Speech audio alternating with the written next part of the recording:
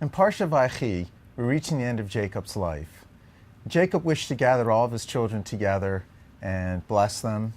He needed to inform them that he wanted to be buried in the Holy Land and not in Egypt. Now, why do you think he wanted to have a family get-together just before he passed away?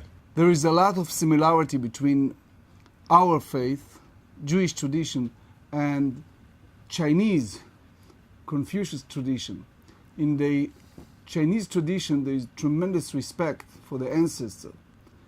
By our tradition, the Torah tells us that propriety, the story of Jacob gathered together all of his children and grandchildren, given tremendous respect, not only to his blessing, the prophecy that come out of a blessing, but also the direction that he gave regarding his burial. That's something that you see a lot of similarity between the two.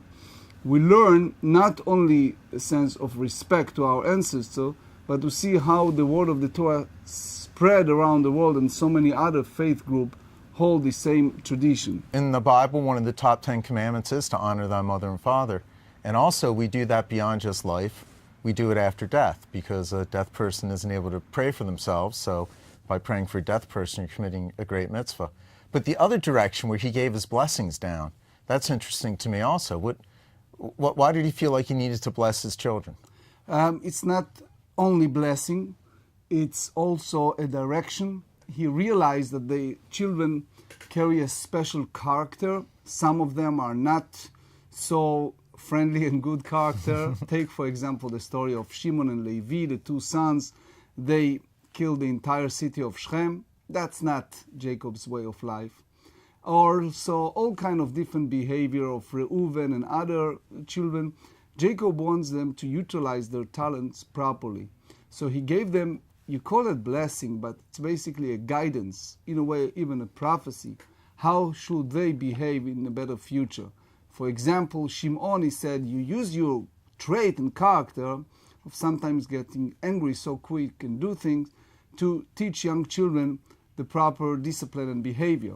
Levi, you have such a character, go ahead and be the collector of fund for the temple. So you use your character properly instead of having a mass killing of people or planning to kill Joseph the way that Shimon and Levi planning originally. So Jacob basically not only blessed them, he directed them in the future generation to use certain trait that people have in a proper way. So basically making best use of his team of 12 kids, because he's got a pretty big team there that's going to form the whole family of Israel.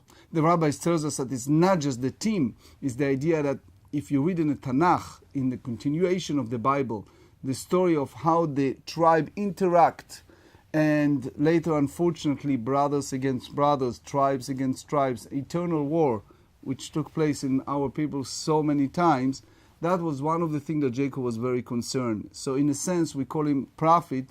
He tried to put together the unity of the brothers and to use all these tribes for the right purposes instead of fighting against each other eternally. Well, it was drawing to the end of Jacob's illustrious life. I mean, he wrestled angels, he saw visions from God, he had the 12 children that were going to form the 12 tribes of Israel. He really was a key leader of the Hebrew people, as well as a true patriarch.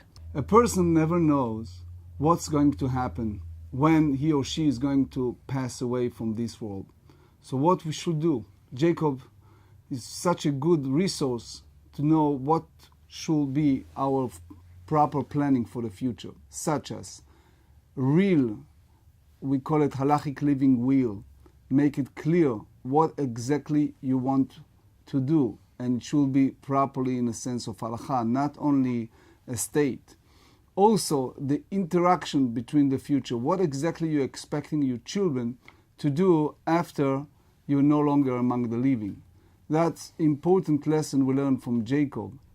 We see, unfortunately, I can speak from my almost 2 decades experiences, that the children are torn when there's no clarity over DNR, do not resuscitate, or many other issues that come within the family's life when it is unclear.